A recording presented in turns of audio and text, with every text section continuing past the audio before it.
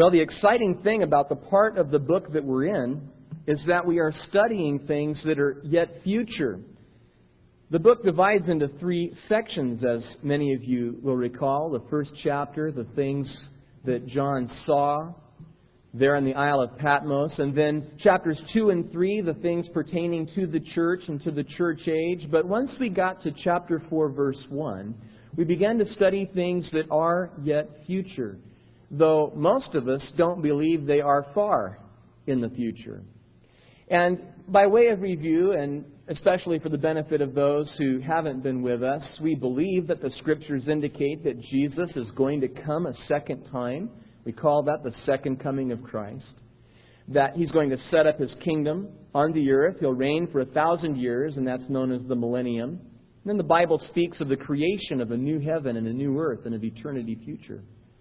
But the Bible describes for us a period of 7 years that precede the second coming, that are in fact terminated by the second coming. We usually refer to those 7 years as the tribulation. We'll talk more about that period and some of the ways that we know it in just a few moments.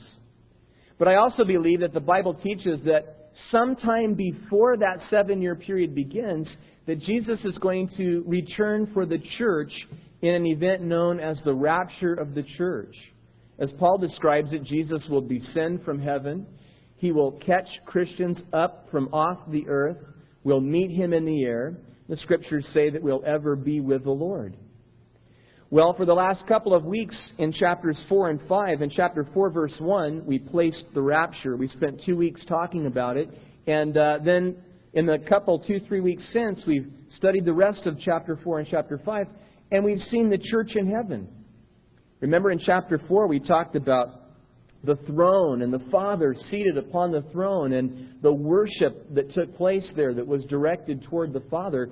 And then when we got to chapter 5, we saw that the Father had this scroll in His hand, sealed with 7 seals, and that no one was worthy to take the scroll. And John began to weep, and then God the Son made His appearance, a lamb that had been slain.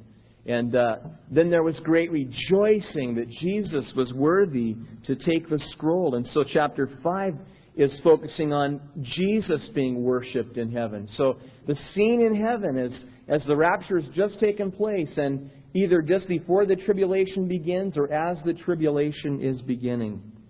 Well, to understand the things that we'll begin to study in chapter 6, we do have to review a little more still, because it's important to understand the nature of the scroll. I said several weeks ago, I believe that the scroll is the title deed to the earth. The earth belongs to God by right of creation, but God gave man dominion over the earth. Man surrendered that dominion to Satan when he sinned in the garden, in the event that we know as the fall.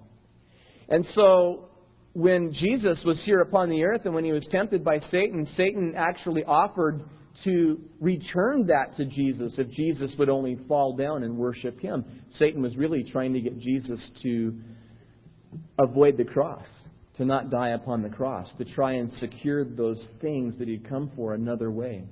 And Jesus, of course, did not cave into that temptation. But you'll notice that He did not argue with Satan as to whether or not the kingdoms of the world were His to give. And so, when Jesus died upon the cross, He purchased those things back again. But what we see is that He hasn't taken full possession of that which is already rightfully His. And an example would be that though I have been redeemed, my body has not yet been redeemed.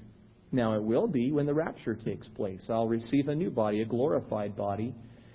But the creation itself has yet to be redeemed. We read in Romans chapter 8. It tells us that creation is groaning. And so Jesus is going to take possession of that. All of those things are going to be accomplished. They're going to be completed.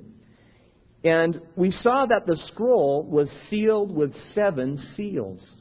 Now that's important because the 7 seals really contain all the things that we're going to be reading about in the chapters that follow. You have the 7 seals, each of which is a judgment. Then you have the 7 trumpets, each a judgment. And then you have the 7 bowls, each a judgment. The 7 trumpets are found in the 7th seal. The 7 bowls are found in the 7th trumpet. So if you're thinking of it like some sort of an outline, you could collapse it all the way down to the 7 seals, but they all flow one from another. And so when we come to chapter 6, we are beginning to talk about the tribulation. And in the first 2 verses, we actually see the very first seal. Now, I said in my introduction that we commonly refer to that 7-year period as the Great Tribulation, but there are so many names for it in the Bible. If you don't mind, I'll read them to you and give you an idea. Not only how many different things it's called, but each name sheds a little bit of different light on its character. It's called the time of Jacob's trouble. It's called the 70th week of Daniel. We'll talk more about that tonight. It's called Jehovah's strange work, Jehovah's strange act, the day of Israel's calamity, the tribulation, the indignation, the overflowing scourge, the day of vengeance, the year of recompense, the time of trouble. And then other names include the day of wrath, the day of distress, the day of wasteness, the day of desolation, the day of darkness, the day of gloominess, the day of clouds, the day of thick darkness, the day of the trumpet, and the day of the alarm. And all that's just in the Old Testament. When we get to the New Testament, it's the day of the Lord, the wrath of God, the hour of trial, the great day of the wrath of the Lamb of God, the wrath to come, just the wrath, the great tribulation, the tribulation, and the hour of judgment. Now, certainly, hearing all of those names, one would conclude that it's not going to be a real pleasant time. And you will see that in great detail in the weeks ahead as we continue to study these things together. So, when the rapture happens, the rapture does not begin the tribulation. We're going to see what does begin it tonight, and we've talked about it already in this series in Revelation, but we'll see it again tonight. So, there is some period of time between the rapture of the church and the beginning of the tribulation. How much time, we don't know. I suspect it will not be very much time. So we'll shed more light on that, not only this week, but probably even next. So it's pretty amazing then that as we study this 7-year period, we're talking about chapters 6 through 19. We're talking about 14 chapters that describe for us events that are going to take place over a period of 7 years. Let's go ahead and read these first 2 verses in Revelation chapter 6. Now I saw when the Lamb opened one of the seals, and I heard one of the 4 living creatures saying with a voice like thunder, "Come and see." And I looked, and behold, a white horse, and he who sat on it had a bow, and a crown was given to him, and he went out conquering and to conquer. Well, the first thing we need to do is to begin to identify those individuals who are mentioned here. First, there's the reference to the Lamb. Clearly, that's a reference to Jesus Christ. The preceding chapter makes that clear. Then there's a reference to the 4 living creatures. These are the cherubim, who we were introduced to initially in chapter 4, verses 6 through 8. And then in verse 2, we read about this white horse and its rider. Of the 7 seals, the first 4 of them are horsemen. And the first of those is a white horse. And then we have the description of the one sitting on the white horse. Before we identify this individual, let me point out that at the end of verse 1, John hears this voice like thunder saying, "Come and see."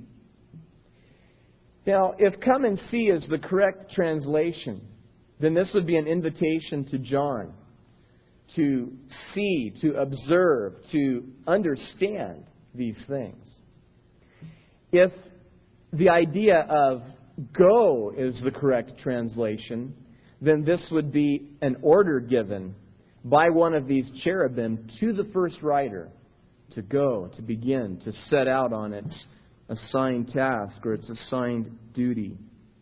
Well, so then we see in this second chapter this person on a white horse. And many people have concluded that because in Revelation chapter 19, when we have a description of the second coming, Jesus is said to be riding on a white horse, that here in chapter 6, verse 2, this must be Jesus, and that this likely is a reference to the second coming.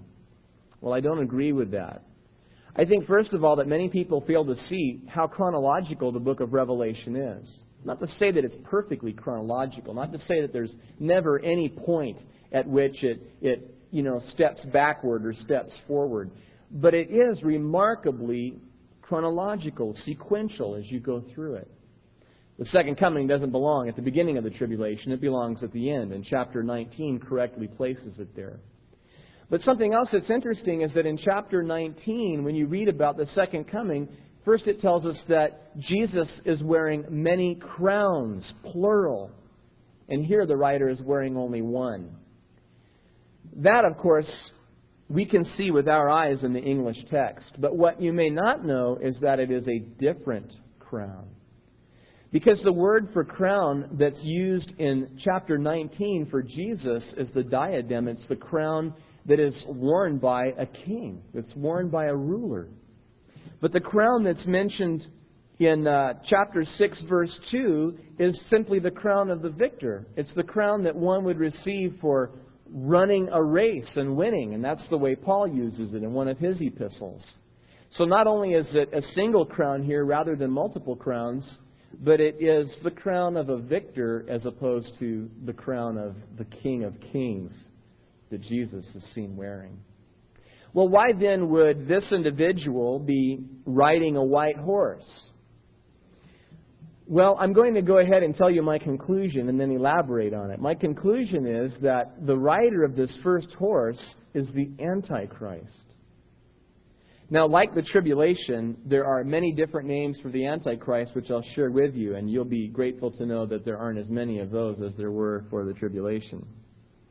Some people identify the seed of Satan in Genesis 3:15 as, at least in part, referring to the Antichrist. But the rest of the references in the Old Testament are found in Daniel. We're going to see them tonight. The little horn, the king of fierce countenance, the prince that shall come, the desolator, the willful king, and then in the New Testament, in 2 Thessalonians, the man of sin, the son of perdition, the lawless one. And then in 1 John, the Antichrist, and in Revelation, the beast.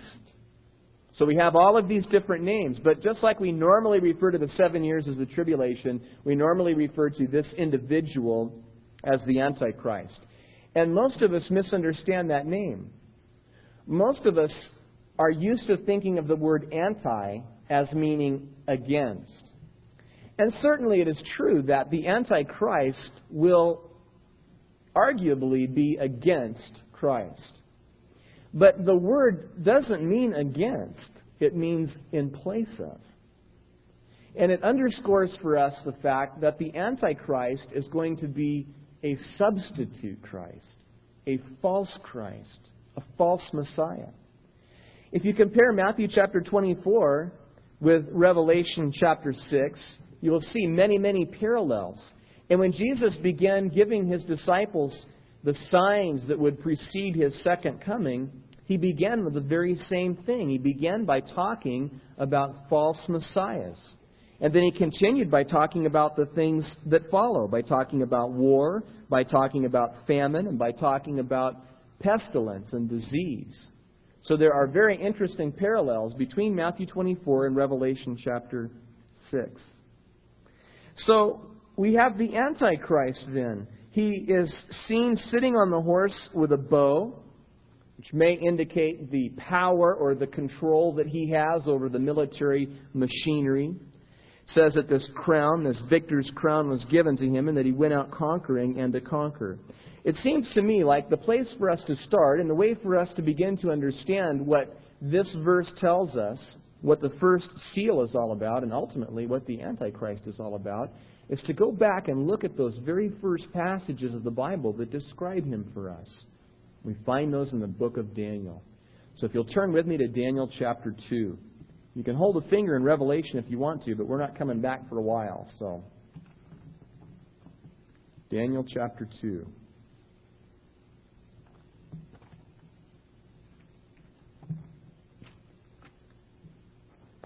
What I intend to try to do, as crazy as it is, I'll probably never make it, is to overview the passages in Daniel that speak of the Antichrist. We find those passages in chapters 2, 7, 8, 9, and 11.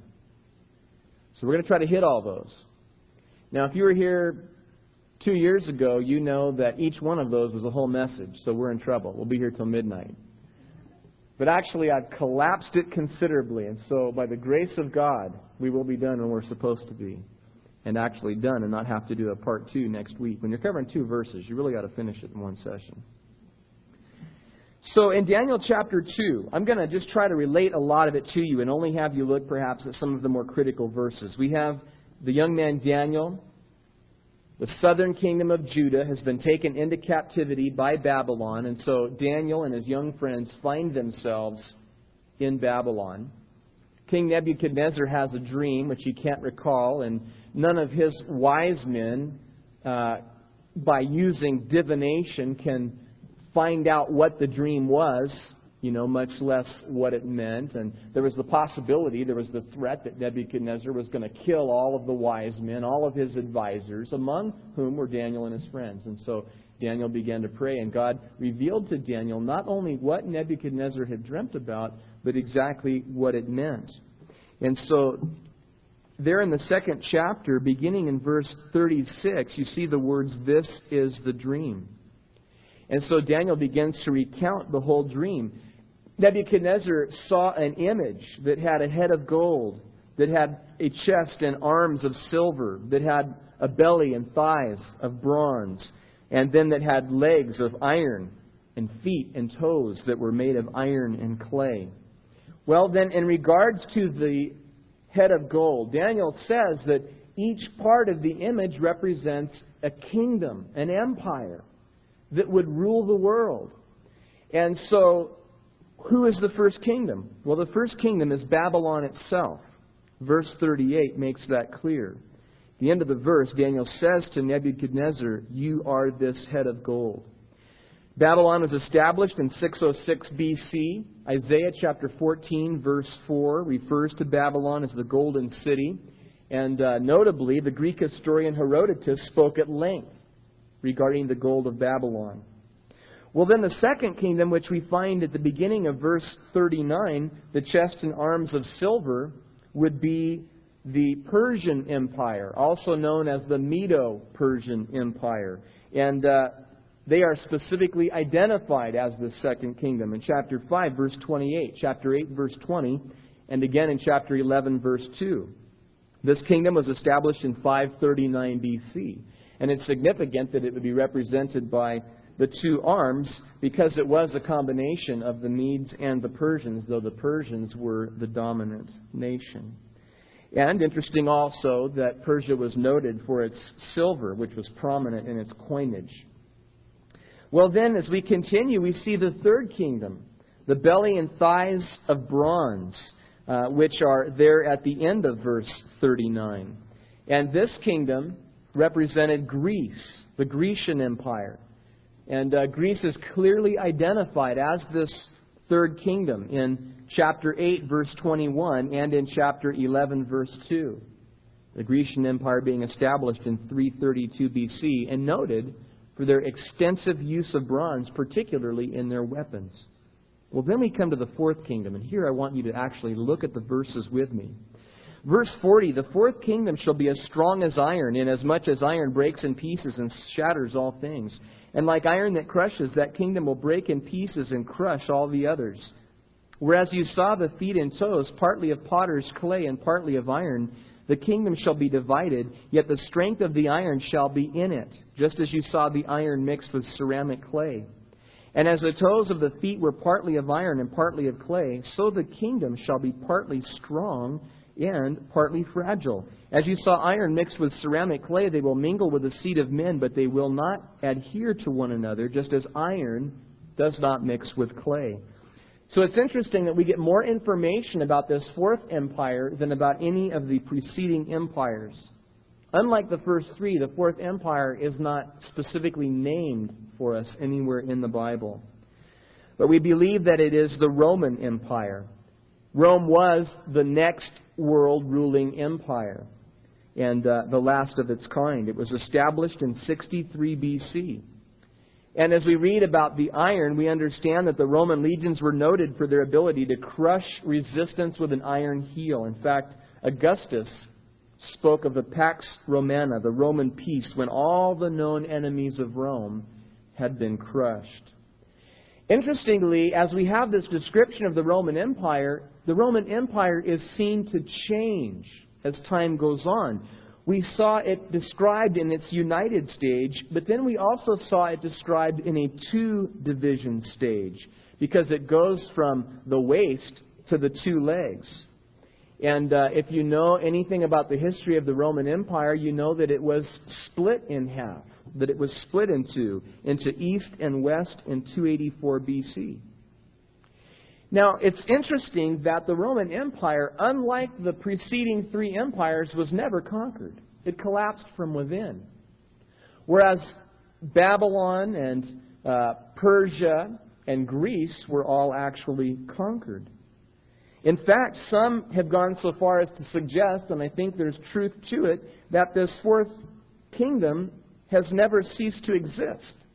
That it has had continued political and religious influence throughout the time since what we normally think of as the collapse of the Roman Empire. Those are themes that we'll not only hear a little bit more about tonight, but we'll hear a lot more about in the weeks to come as we continue to study. But then it seems to go from describing a two-division stage, which we recognize the united stage in history, we recognize the two-division stage in history, now we read about a 10-division stage, which has not taken place. Therefore is yet future. We read about these feet and these 10 toes. The reference that we find immediately afterwards in verse 44, in the days of these kings, indicates that there is in fact some gap in time between those stages. And we know that that gap has been at least 1,500 years already. Now, what we would expect to see then, based upon what we read here, is the reemergence of the Roman Empire. And we would expect it to be characterized by division, as seen in verse 41, by both strength and weakness, as seen in verse 42. Some speculate that the iron and the clay refer to imperialism and democracy. It's an interesting thought. This idea of the mingling with the seed of men is thought by some to refer to the combining of different nationalities in a one-world government. And of course, the Scriptures do talk clearly about this one-world government, something that we'll learn much, much more about.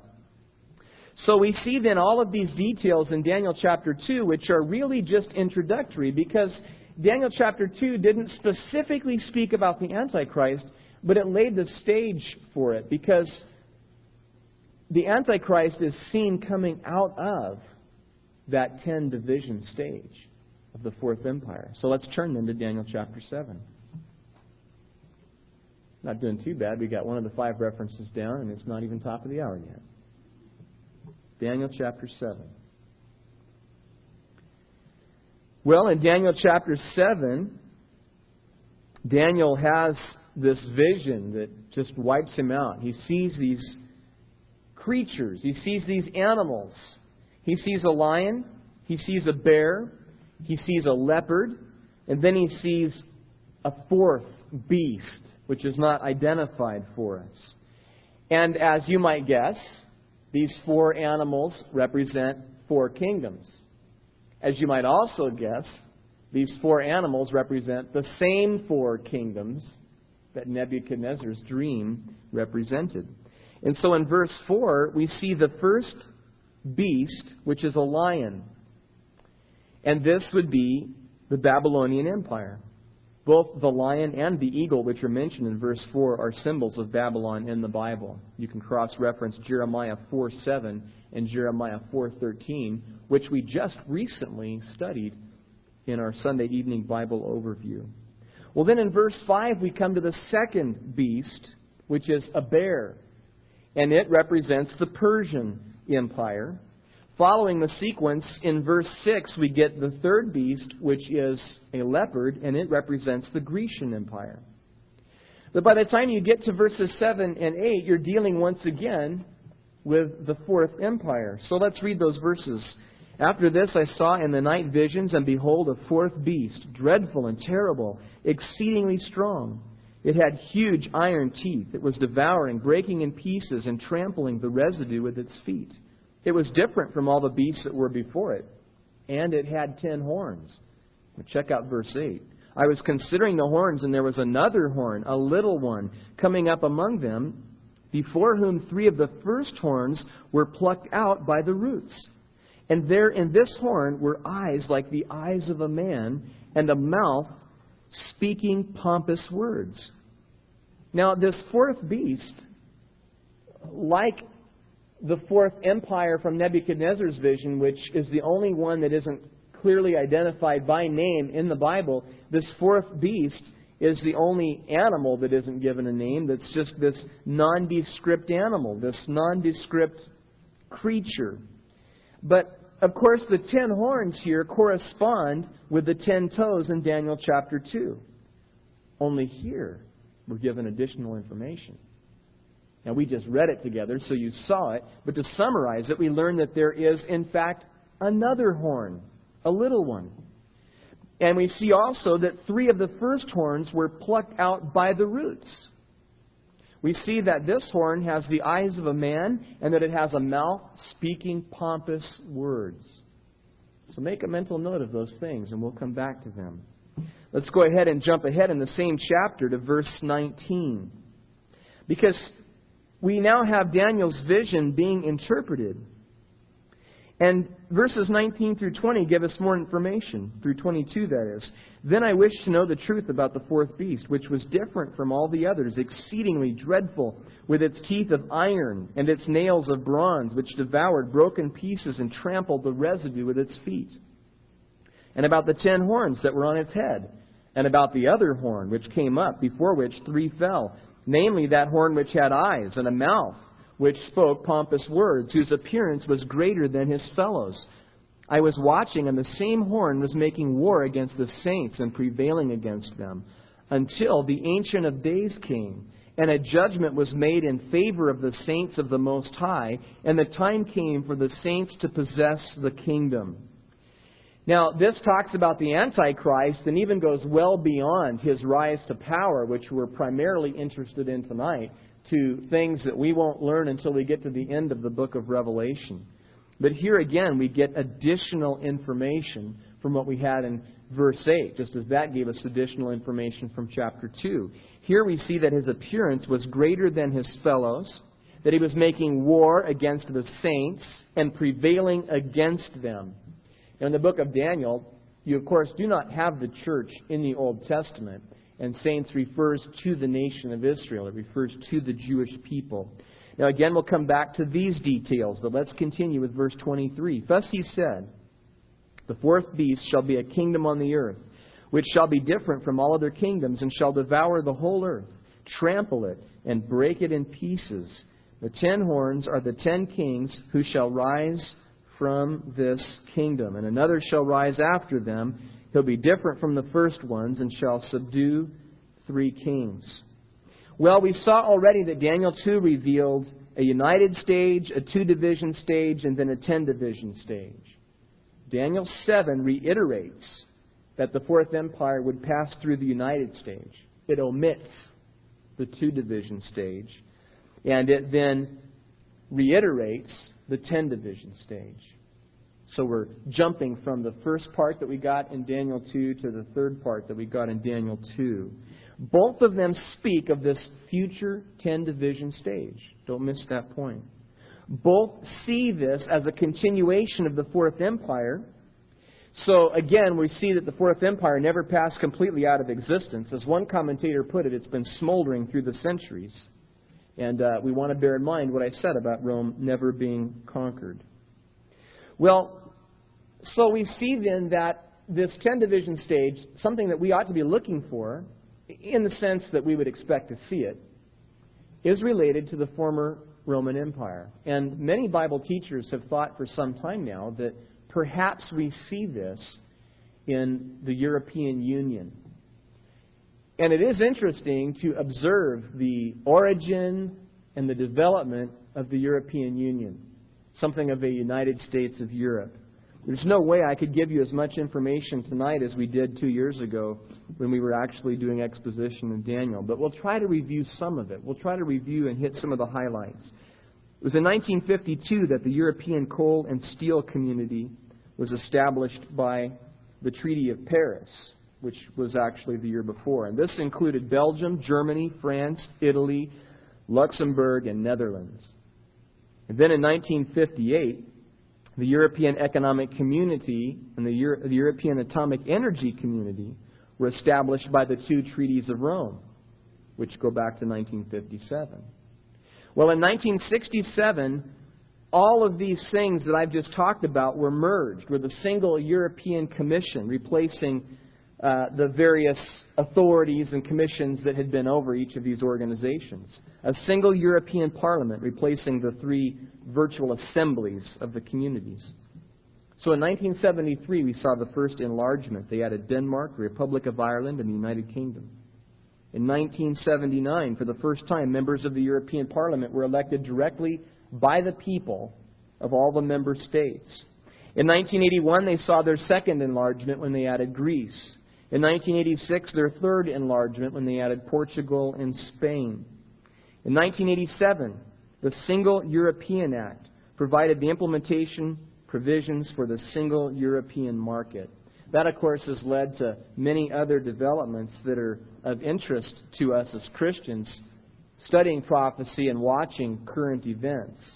In 1993, the European Union was established by the Maastricht Treaty, which came into force in November of 1993. And then in 1995, we saw the fourth enlargement. They added Austria, Finland, and Sweden. So as of that point, the European Union consisting of 15 member states. Now you see, when there was less than 10, everyone thought certain that when it got to 10, that would be it. And so when it went beyond 10, then there was the speculation that perhaps a couple would drop out, And as it continued to grow to 15, there have been those who have now said that perhaps we shouldn't look at the European Union as being, at least by itself, the fulfillment of the 10 division stage. That perhaps the 10 divisions would be better understood as 10 power centers around the world that are all united and still in some way a continuation of the former Roman Empire. So there are different thoughts about this. But I'm still keeping my eyes on the European Union, especially as they're moving so quickly toward even more centralized power and toward the European currency and all the things. It's been interesting traveling in Europe. When you land, some of you guys travel to Europe regularly as part of your business. When you land in Europe and, you're going to go through customs and stuff, they've got one line that's for people who are members of the European Union. You belong to one of those countries. And they've got another line that's for everybody else. And wherever you go, you see the symbols of the European Union. And like I've indicated, there's so much more that we could say about that. Maybe you would be inspired to study more about it. But I do want to relate this to you. That the founding members of the Council of Europe, I want to share with you how they came up with their flag and how they came up with the logo that they've used on their posters. They decided not to have a number of stars that corresponded to the number of founding states. They chose the number of 12 stars to represent the completeness and the unity of the nations. And one of the reasons they cite for that choice is that it corresponded to the number of stars in the zodiac, which I thought was interesting, seeing as astrology finds its roots in Babylon, and we see the Babylonian theme throughout the book of Revelation. They also cited the number of months in the year, and they claimed for the purpose of winning over Christians the number of Jesus' apostles. Isn't it interesting if they'd even be thinking in those terms? Doing something that would be acceptable to Christians and would draw them in? Well, we're going to learn a lot more about all of these things, but the flag of the Council of Europe still consists of 12 stars, regardless of the number of members. And I think what's perhaps even more interesting is the fact that at the turn of the decade, the official poster for the Council of Europe, which represented then what we knew then as the European Community, it depicted the European Community as the Tower of Babel. And interestingly, it showed it as being under construction. It showed 12 stars above it. The caption read, Europe, many tongues, one voice. And the stars, the 12 stars that were there across the top, were different from the stars on the flag. The stars on the poster are upside down pentagrams. Check it out. You can go on the internet and you can look at it. It's pretty interesting. You would think that there would be some consistency between the two. The fact that there isn't would give us that much more reason to think that there was something deliberate about the design. Well, again, you can look into these things and draw your own conclusions.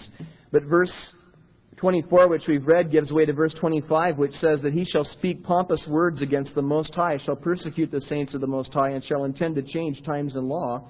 Then the saints shall be given into his hand for a time and times and half a time. So it's possible then that the Antichrist is alive today. I believe that he is.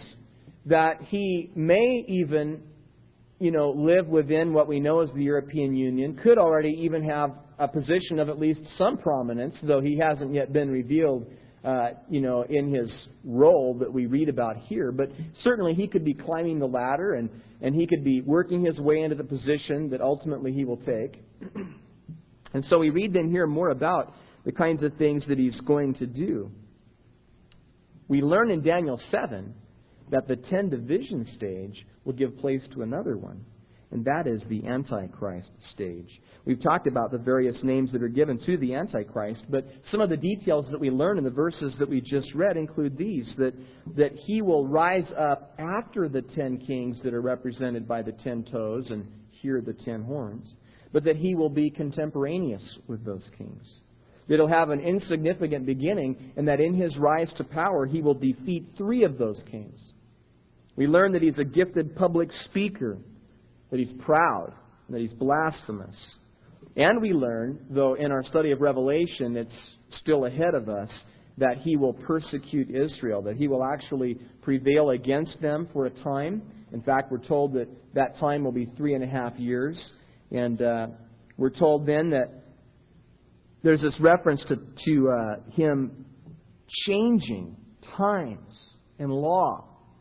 There's different ideas about what that means, and I think they're all very interesting, and I don't know that we can be dogmatic about any one of them, but some have suggested that he will institute his own legal system, which of course would give him even greater power. But we see in the following verses that he and his empire will be destroyed. We'll get to all that way later in Revelation. So, let's then continue by turning to Daniel chapter 8. 2 down, 3 to go. How will he ever do it? We will. We'll make it. Daniel chapter 8. Daniel chapter 8 is primarily taken up with a prophecy regarding Antiochus Epiphanes. It's a fascinating prophecy. And our message on this chapter details for you the precise fulfillment of the prophecies in this chapter. But ultimately, by the time you get to verse 23, it looks well beyond Antiochus and begins to deal with Jesus Christ, but also, between the two, with the Antichrist. It says, beginning in verse 23, in the latter time of their kingdom, when the transgressors have reached their fullness, a king shall arise, having fierce features, who understands sinister schemes. His power shall be mighty, but not by his own power. He shall destroy fearfully, and shall prosper and thrive. He shall destroy the mighty, and also the holy people.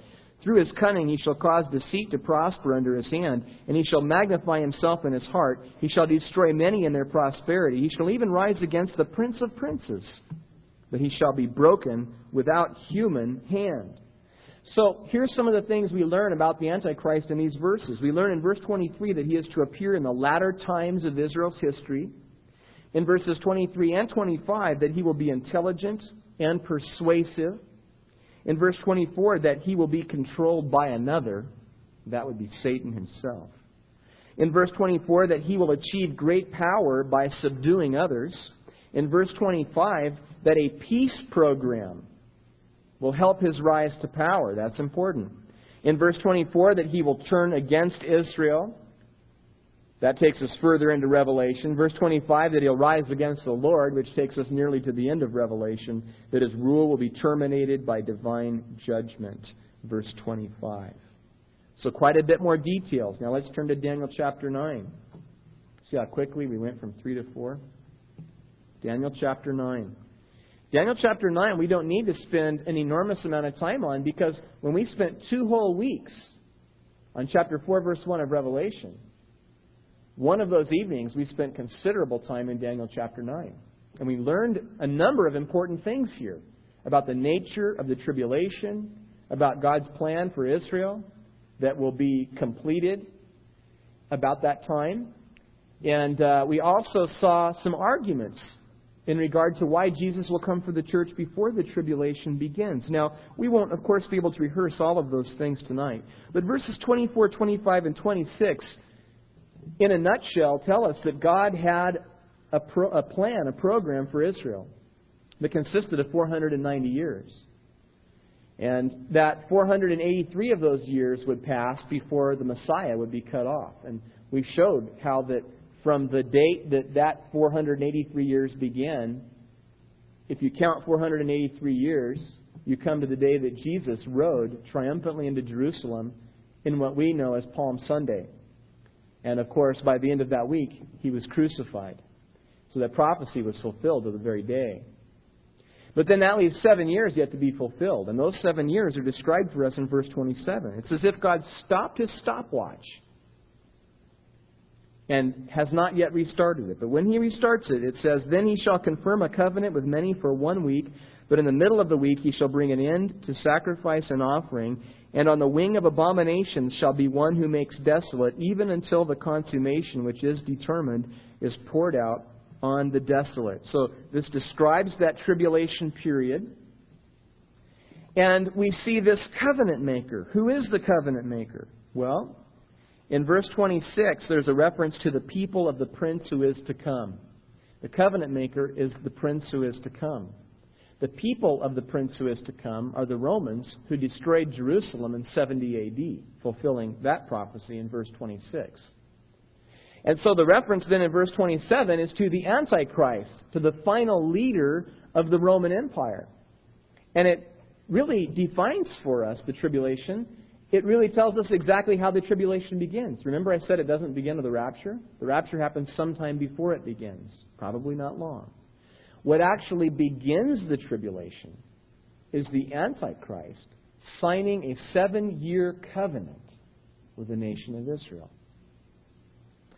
Now, this covenant would assure their peace, and this covenant would allow them, presumably, to rebuild their temple, because clearly it talks here about temple worship.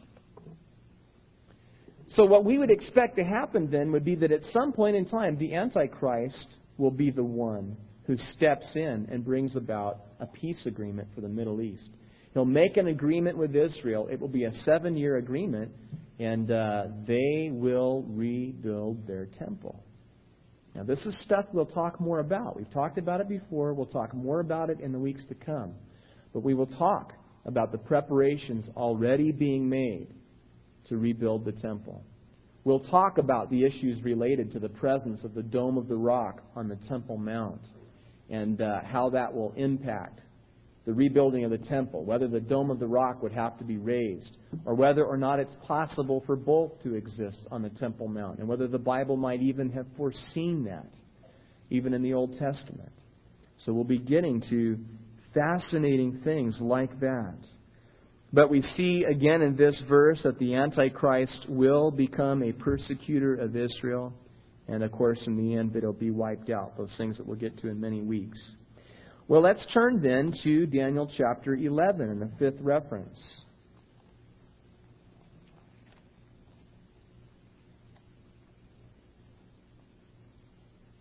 Daniel chapter 11 and verse 36. We come to more information, and the last information we get in the book of Daniel about the Antichrist. "Then the king shall do according to his own will. He shall exalt and magnify himself above every god, shall speak blasphemies against the God of gods, and shall prosper till the wrath has been accomplished. For what has been determined shall be done. He shall regard neither the God of his fathers, nor the desire of women, nor regard any God, for he shall magnify himself above them all. But in their place he shall honor a God of fortresses, and a God which his fathers did not know he shall honor with gold and silver, with precious stones, and with pleasant things. Thus he shall act against the strongest fortresses with a foreign god, which he shall acknowledge and advance its glory, and he shall cause them to rule over many and divide the land for gain. Well, let's look at the things that we learn here. We learn in verse 36 that the Antichrist is going to be self-willed, that he's going to be independent, that he will answer to no one. We learned that he's going to be, as we saw before, a persuasive public speaker, and that he's actually going to speak out against God. And we see here that ultimately he is really only an instrument, however. In verse 37, we learn that he'll reject his own religious heritage, that he'll reject the messianic hope of Israel, and that he'll reject all organized religion. And we learn in verses 38 and 39 that he will be militaristic. Might makes right, perhaps, will be his slogan. We see also that he promotes and rewards those who are loyal to him. Well, with that, let's turn back to the book of Revelation.